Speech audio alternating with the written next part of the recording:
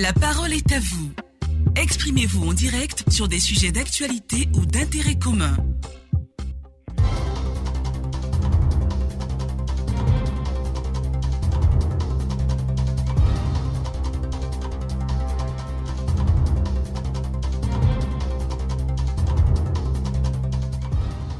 Mesdames, Messieurs, bonjour. Bienvenue à ce quart d'heure d'échange, gestion de la salubrité. Un avant-projet de loi portant nouveau code de la salubrité vient d'être validé au cours d'un atelier le week-end dernier à Grand-Bassam. Et cet important document qui vient combler un vide juridique va permettre de garantir un cadre de vie sain aux populations. Quel commentaire vous inspire la mise en place de ce mécanisme juridique à l'instar du Code de l'environnement? Deux numéros pour prendre part au débat le 20-21. 44-48 ou le 20-24-27-87. Clémence Cole vous attend au bout du fil. Mais avant, un tour sur notre page Facebook avec Kwasi Simon, un mécanisme juridique pour réglementer la vie d'un peuple et surtout pour combler un vide est toujours la bienvenue. Saluons en passant le gouvernement qui prend à bras le corps cette question épineuse de l'insalubrité à travers sa vaillante ministre Anne Ouloto. Toutefois, faudrait-il que ce document et son explication soient mis à la disposition de la population, même analphabète, avant et après son adoption. Ceci permettra de faciliter l'adoption de ce texte et son application sur le terrain. On part au standard, retrouver automatiquement Yacouba Ganame qui nous appelle de Lakota. Bonjour Yacouba. Bonjour Adama Bakayoko. Alors pour vous, ce mécanisme juridique n'est pas la solution forcément? Oui, tout à fait. Moi, je dis que ce mécanisme juridique n'est pas la solution parce qu'aujourd'hui, quand on voit peut-être des gens qui déversent des poubelles dans les caniveaux, un peu partout, ce n'est pas peut-être la loi qui peut faire ça, mais moi je trouverais qu'il faut passer vraiment à la vitesse supérieure, surtout à la sensibilisation. À la sensibilisation, rien qu'à la sensibilisation, parce qu'aujourd'hui, c'est l'incivisme qui conduit vraiment à ce comportement-là. Donc aujourd'hui, si vraiment on passe à la sensibilisation, cela va permettre aux gens peut-être de changer de comportement en ne jetant plus peut-être des ordures dans les caniveaux et peut-être même en n'observant pas les emprises. Okay, donc moi je pense qu'il faut sensibiliser. Il ne faut pas, la loi seule ne suffit pas, mais il faut sensibiliser, continuer d'éduquer la population. Tout à fait, tout à fait. Ok, merci beaucoup à vous, cher ami Yacouba Ganame depuis Lakota. On part maintenant à Bangourou, carrément à l'est de la Côte d'Ivoire. Nous attend Steve Boko. Bonjour Steve. Oui, bonjour monsieur Adama Bakayoko et bonne arrivée à vous. Merci beaucoup. Pour vous, c'est une bonne initiative. Oui, c'est une très bonne initiative selon moi parce que cela permettra même aux populations de prendre un peu de conscience à ne plus jeter des ordures n'importe comment.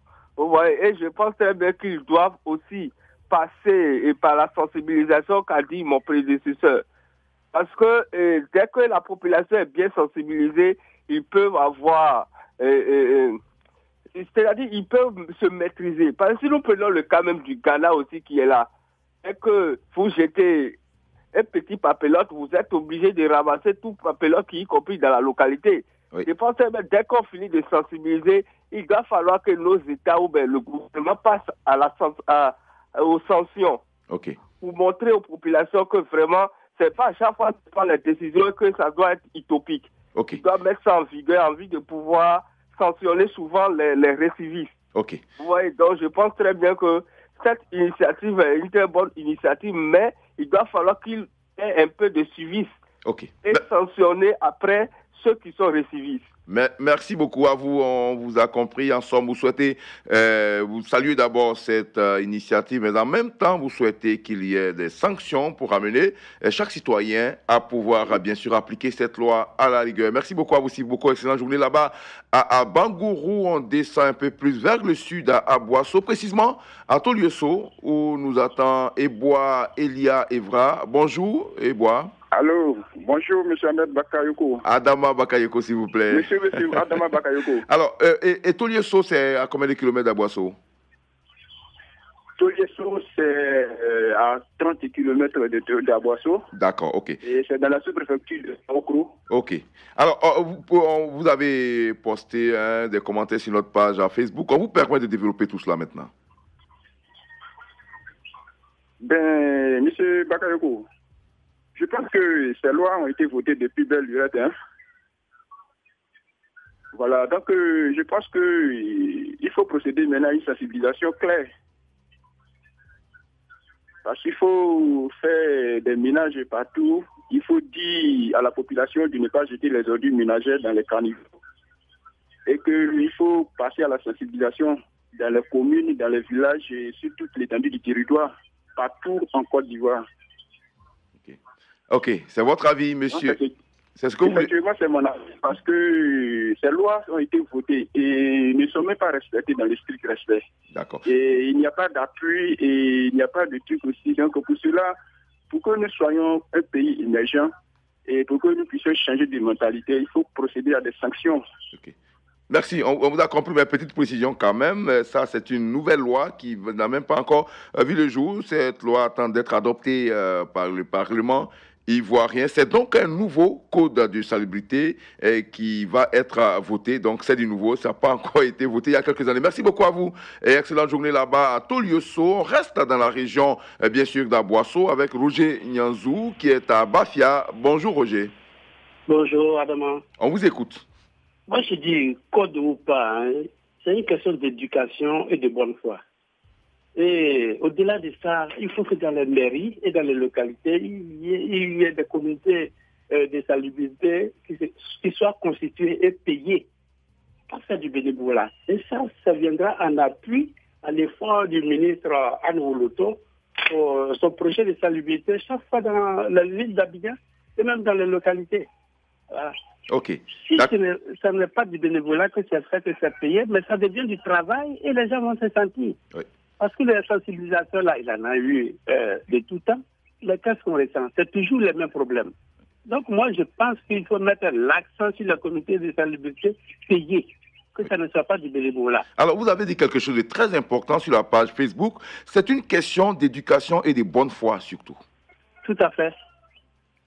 Une question d'éducation et de bonne foi. Et ça, là, ça doit être enseigné depuis les écoles primaires.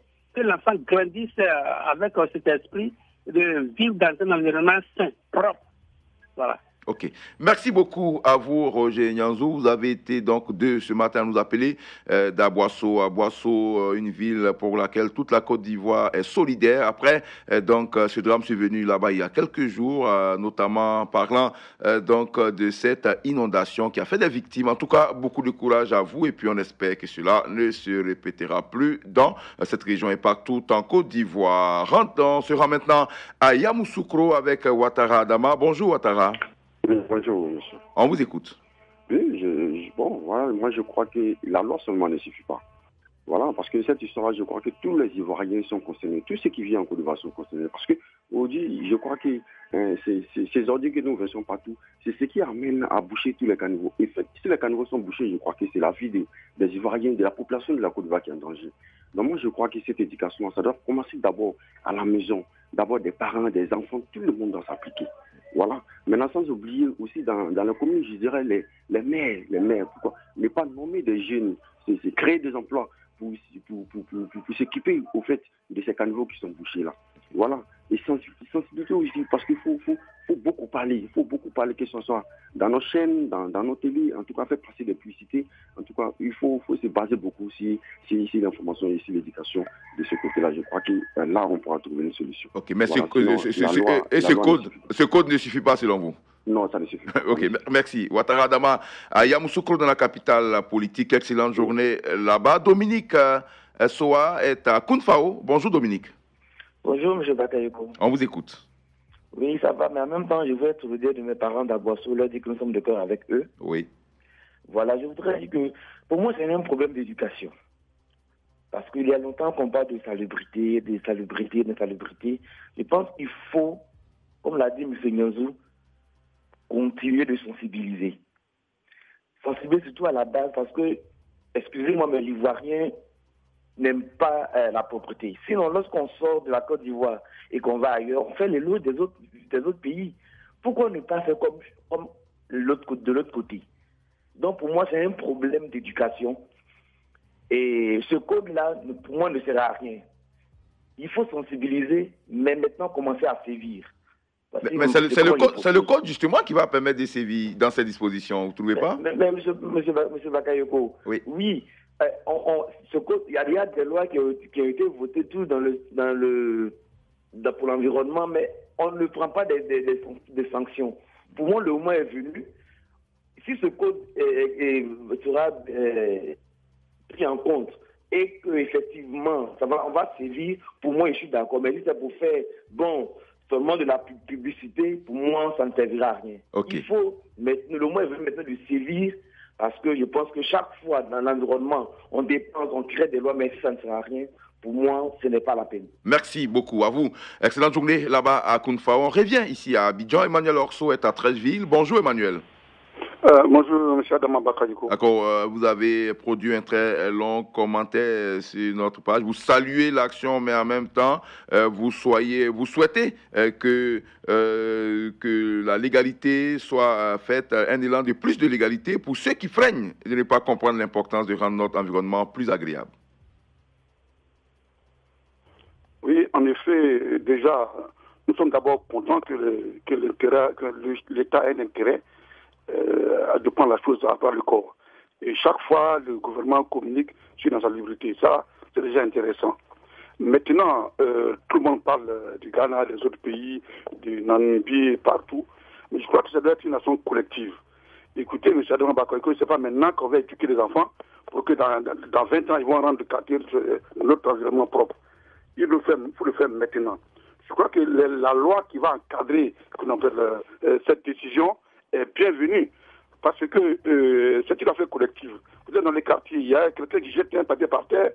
Si vous dites, monsieur, enlevez le papier, il faut qu'on soit soutenu par tous ceux qui nous entourent. Parce que si la personne ne veut pas faire quelque chose de plus fort que moi et me violente, il ne faut pas que je me regarde comme ça, tout seul en train d'être de subir, parce que j'ai dit d'enlever le papier. Donc c'est une action collective. Donc la loi est venue pour encadrer, pour soutenir ce que nous devons faire dans nos quartiers communs.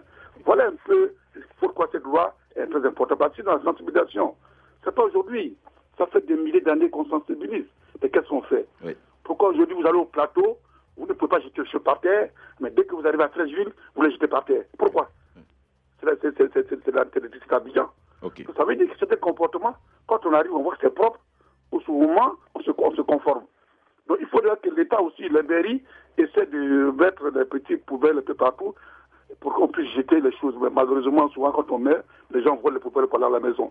Vraiment, donc c'est pour ça que l'incivisme dont on parle toujours, doit lutter contre cela aussi un peu. Okay. Voilà en gros que c'est une affaire qui nous concerne tous et qu'il faut qu'on réagisse tous de façon collective. Merci pour votre analyse, Emmanuel Orso depuis Treichville. Bomisso Mathieu est à Issia. Bonjour Bomisso.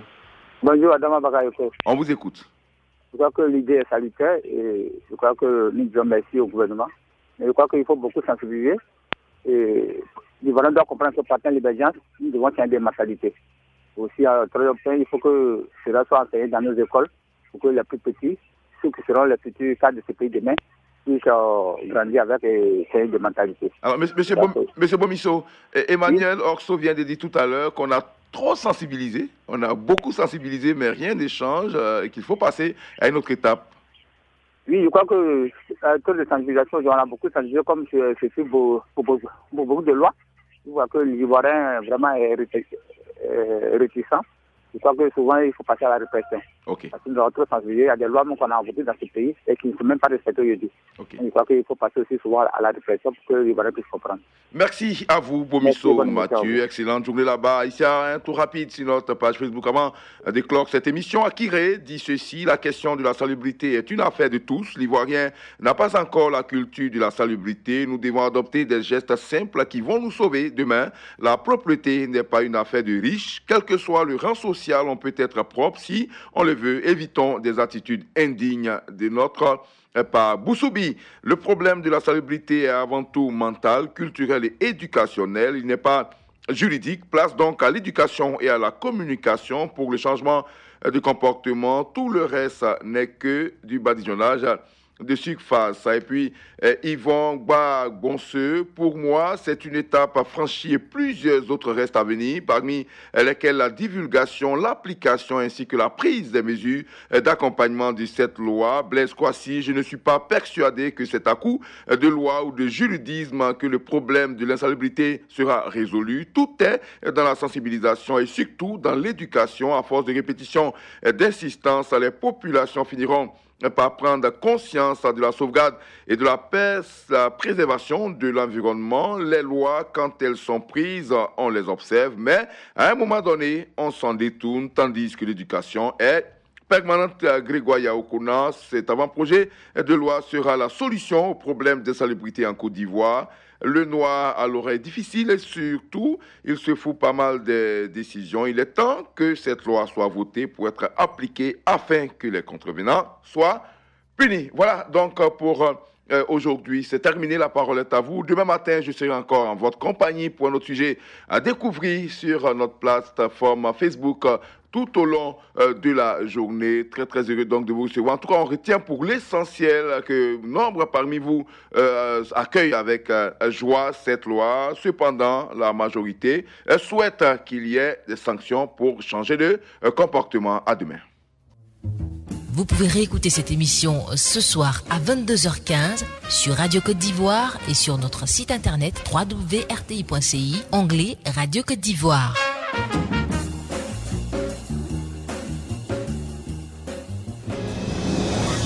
Radio Côte d'Ivoire, toujours au cœur de l'événement.